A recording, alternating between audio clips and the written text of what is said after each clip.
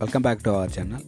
ఈవేళ MS వర్డ్లో auto calculation మరియు క్యాల్కులేటర్తో ఎలా కౌంట్ చేయాలనేది తెలుసుకుందాం. ఫస్ట్ విండోస్ ఆర్లోకి వెళ్తే రన్ ఓపెన్ అవుతుందన్నమాట. విండోస్ ఆర్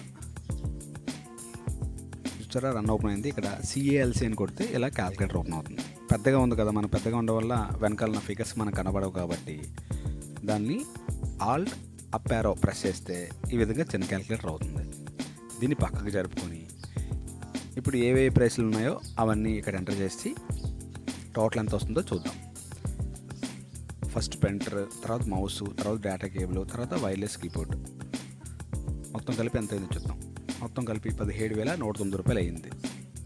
ఓకే, దీన్ని పక్కన పెడితే నెక్స్ట్ ఇప్పుడు ఆటోమేటిక్గా క్యాల్కులేషన్ రావాలంటే టోటల్ దగ్గర కరెక్షన్ పెట్టి ఇక్కడ టేబుల్ లేఅవుట్లోకి వెళ్తే ఇక్కడ ఫార్ములాలు ఉంటుంది.